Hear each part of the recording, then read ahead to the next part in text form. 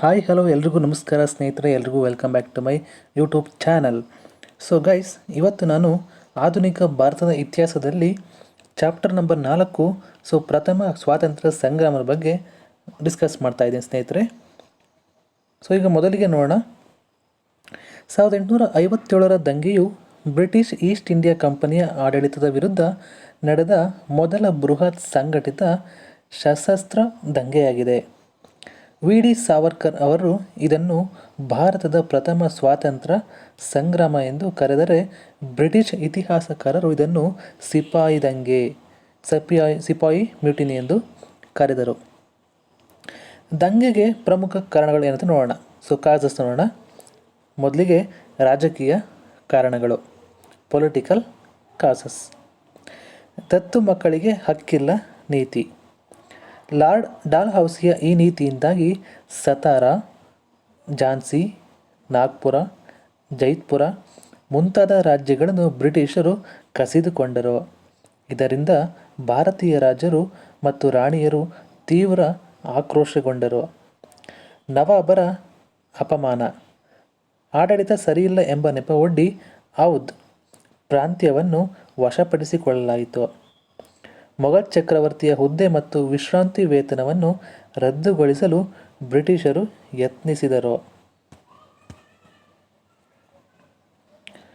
ಎರಡನೇ ಕಾರಣ ಆರ್ಥಿಕ ಕಾರಣಗಳು, ಎಕನಾಮಿಕ್ ಕಾಸಸ್. ಕೃಷಿಕರ ಶೋಷಣೆ. ಜಮೀನ್ದಾರಿ, ರೈತವಾರಿ ಮತ್ತು ಮಹಲ್ವಾರಿ ಪದ್ಧತಿಗಳ ಮೂಲಕ ಬ್ರಿಟಿಷರು ವಿಪರೀತ ತೆರಿಗೆ ವಸೂಲಿಯನ್ನು ಮಾಡಿದರು. ಕುಶಲಕರ್ಮಿಗಳ ನಾಶ. ಇಂಗ್ಲೆಂಡ್ನ ಯಂತ್ರ ತಯಾರಿತ ಅಗ್ಗದ ಉಡುಪುಗಳ ಆಗಮನದಿಂದ ಭಾರತದ ಸಾಂಪ್ರದಾಯಿಕ ನೇಯ್ಗೆ ಮತ್ತು ಗುಡಿ ಕೈಗಾರಿಕೆಗಳು ಸಂಪೂರ್ಣವಾಗಿ ನಾಶವಾದವು. ಮೂರನೇ ಕಾರಣ ಸಾಮಾಜಿಕ ಮತ್ತು ಧಾರ್ಮಿಕ ಕಾರಣಗಳು, ಸೋಷಿಯೋ ರಿಲಿಜಿಯಸ್ ಕಾಸಸ್. ಬ್ರಿಟಿಷರ ಸತಿ ಪದ್ಧತಿ ನಿಷೇಧ 1829 ಮತ್ತು ವಿಧವಾ ಪುನರ್ವಿವಾಹ ಕಾಯ್ದೆ 1856ಗಳನ್ನು ಭಾರತೀಯರು ತಮ್ಮ ಧರ್ಮದಲ್ಲಾದ ಹಸ್ತಕ್ಷೇಪ ಎಂದು ಭಾವಿಸಿದರು. ಕ್ರಿಶ್ಚಿಯನ್ ಮಿಷನರಿಗಳ ಸಮ್ಮುಖದಲ್ಲಿ ಬಲವಂತದ ಮತಾಂತರ ಮತ್ತು ಭಾರತೀಯರ ಮೇಲಿನ ಜನಾಂಗೀಯ ತಾರತಮ್ಯ, ಅಂದರೆ ಕಲರ್ ಡಿಸ್ಕ್ರಿಮಿನೇಷನ್. ಮುಂದೆ ನೋಡೋಣ. ಸೈನಿಕ ಕಾರಣಗಳು, ಮಿಲಿಟರಿ ಕಾಸಸ್. ಭಾರತೀಯ ಮತ್ತು ಬ್ರಿಟಿಷ್ ಸಿಪಾಯಿಗಳ ನಡುವೆ ವೇತನ, ಭತ್ಯೆ ಮತ್ತು ಬಡ್ತಿಗಳಲ್ಲಿ ತಾರತಮ್ಯವಿತ್ತು. 1856ರ ಸಾಮಾನ್ಯ ಸೇವಾ ಭರ್ತಿ ಕಾಯ್ದೆ ಭಾರತೀಯ ಸೈನಿಕರು ಸಮುದ್ರ ದಾಟಿ ವಿದೇಶಕ್ಕೆ ಹೋಗಿ ಯುದ್ಧ ಮಾಡುವುದು ಕಡ್ಡಾಯವಾಗಿತ್ತು. ಆ ಕಾಲದಲ್ಲಿ ಸಮುದ್ರ ದಾಟುವುದು ಧರ್ಮಬಾಹಿರ ಎಂಬ ನಂಬಿಕೆ ಇತ್ತು. ಐದನೇ ಕಾರಣ ತತ್ಕ್ಷಣದ ಕಾರಣ, ಅಂದರೆ ಇಮಿಡಿಯೇಟ್ ಕಾಸ್. ಎನ್ಫೀಲ್ಡ್ ಬಂದೂಕುಗಳ, ಎನ್ಫೀಲ್ಡ್ ರೈಫಲ್ಸ್ ಪರಿಚಯ. ಈ ಬಂದೂಕಿನ ತೋಟಗಳಿಗೆ ಕ್ಯಾಟ್ರಿಡ್ಜಸ್, ಹಸು ಮತ್ತು ಹಂದಿಯ ಕೊಬ್ಬನ್ನು ಸವರಲಾಗಿದೆ ಎಂದ ಸುದ್ದಿ ಹಬ್ಬಿತ್ತು. ಬಂದೂಕಿಗೆ ತೋಟ ತುಂಬುವ ಮುನ್ನ ಹಲ್ಲಿನಿಂದ ಕಡಿದು ತೆರೆಯಬೇಕಿತ್ತು. ಹಸು ಹಿಂದೂಗಳಿಗೆ ಪೂಜನೀಯವಾದರೆ ಹಂದಿ ಮುಸ್ಲಿಮರಿಗೆ ನಿಷಿದ್ಧವಾಗಿತ್ತು. ಇದು ದಂಗೆಗೆ ತತ್ಕ್ಷಣದ ಕಿಡಿಯಾಯಿತು. ದಂಗೆಯ ಪ್ರಮುಖ ಘಟನೆಗಳು, ಕೀ ಈವೆಂಟ್ಸ್ನ ನೋಡೋಣ. ಬಾರಾಕ್ಪುರ, ಬಂಗಾಳ, ಮಾರ್ಚ್ 29, 1857. 34ನೇ ರೆಜಿಮೆಂಟ್ನ ಸಿಪಾಯಿ ಮಂಗಲ್ ಪಾಂಡೆ ಕೊಬ್ಬು ಸವರಿದ ತೋಟ ಬಳಸಲು ನಿರಾಕರಿಸಿ ತನ್ನ ಬ್ರಿಟಿಷ್ ಅಧಿಕಾರಿಯ ಮೇಲೆ ಗುಂಡು ಹಾರಿಸಿದನು. ಇವನನ್ನು ಏಪ್ರಿಲ್ 8, 1857 ರಂದು ಗಲ್ಲಿಗೇರಿಸಲಾಯಿತು. ಮಂಗಲ್ ಪಾಂಡೆ 1857ರ ದಂಗೆಯ ಮೊದಲ ರಕ್ತಸಾಕ್ಷಿ. ಓಕೆ. ಮೀರತ್, ಅಂದರೆ ಉತ್ತರ ಪ್ರದೇಶ, ಮೇ 10, 1857. ದಂಗೆಯು ಅಧಿಕೃತವಾಗಿ ಪ್ರಾರಂಭವಾಯಿತು. ಸೈನಿಕರು ಜೈಲಿನಿಂದ ತಮ್ಮ ಸಹೋದ್ಯೋಗಿಗಳನ್ನು ಬಿಡುಗಡೆಗೊಳಿಸಿ ದೆಹಲಿಗೆ ಪಯಣಿಸಿದರು. ದೆಹಲಿ ವಶ. ಸಿಪಾಯಿಗಳು ದೆಹಲಿಯನ್ನು ವಶಪಡಿಸಿಕೊಂಡು ವೃದ್ಧ ಮೊಘಲ್ ಚಕ್ರವರ್ತಿ 2ನೇ ಬಹದ್ದೂರ್ ಶಾ ನನ್ನು ಭಾರತದ ಚಕ್ರವರ್ತಿ ಎಂದು ಘೋಷಿಸಿದರು. ಈಗ ಪ್ರಮುಖ ನಾಯಕರು ಮತ್ತು ದಂಗೆ ನಡೆದ ಕೇಂದ್ರಗಳು ಇದನ್ನ ನೋಡೋಣ. ಮ್ಯಾಚ್ ದ ಫಾಲೋಯಿಂಗ್ ಥರ ನಿಮಗೆ ಇದನ್ನ ಕೇಳ್ಬೋದು. ಸೊ ಕೇಂದ್ರ ಸೆಂಟರಲ್ಲಿ ದೆಹಲಿ. ಭಾರತೀಯ ನಾಯಕರು ಎರಡನೇ ಬಹದ್ದೂರ್ ಶಾ ಮತ್ತು ಬಖ್ತ್ ಖಾನ್ ಅಂತ. ಸೊ ದಂಗೆಯನ್ನು ಹತೋಟಿಗೆ ತಂದ ಬ್ರಿಟಿಷ್ ಅಧಿಕಾರಿ John Nicholson ವಿಲೋಬಿ. So next Kanpur ಅಂತ, ಅಲ್ಲಿ ನಾಯಕರು ನಾನಾ ಸಾಹೇಬ್ ಮತ್ತು ತಾತ್ಯಾ ತೋಪೆ. ಸೊ ಹತೋಟಿಗೆ ತಂದ ಬ್ರಿಟಿಷ್ ಅಧಿಕಾರಿ Colin Campbell. So next Lucknow Awadh ಅಂತ, ಅಲ್ಲಿ Begum Hazrat Mahal, Colin Campbell same British ಅಧಿಕಾರಿ ಅವರನ್ನೇ. ಸೊ ಝಾನ್ಸಿ ಮತ್ತು ಗ್ವಾಲಿಯರ್, ಅಲ್ಲಿ ರಾಣಿ ಲಕ್ಷ್ಮೀಬಾಯಿ ಮತ್ತು ತಾತ್ಯಾ ಟೋಪೆ. ಹತೋಟಿಗೆ ತಂದವರು ಸರ್ ಹ್ಯೂ ರೋಸ್.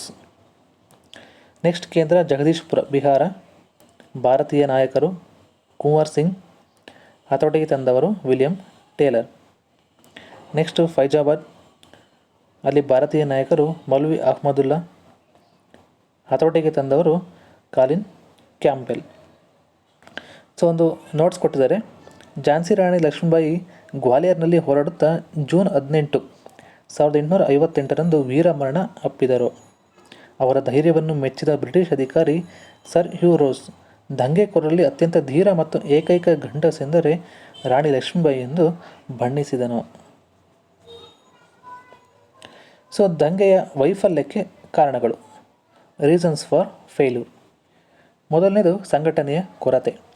ದಂಗೆಗೆ ಇಡೀ ಭಾರತವನ್ನು ಒಳಗೊಂಡ ಸೂಕ್ತ ಯೋಜನೆ ಮತ್ತು ಕೇಂದ್ರ ನಾಯಕತ್ವವಿರಲಿಲ್ಲ. ಸೀಮಿತ ವ್ಯಾಪ್ತಿ. ದಂಗೆಯು ಮುಖ್ಯವಾಗಿ ಉತ್ತರ ಮತ್ತು ಮಧ್ಯ ಭಾರತಕ್ಕೆ ಮಾತ್ರ ಸೀಮಿತವಾಗಿತ್ತು.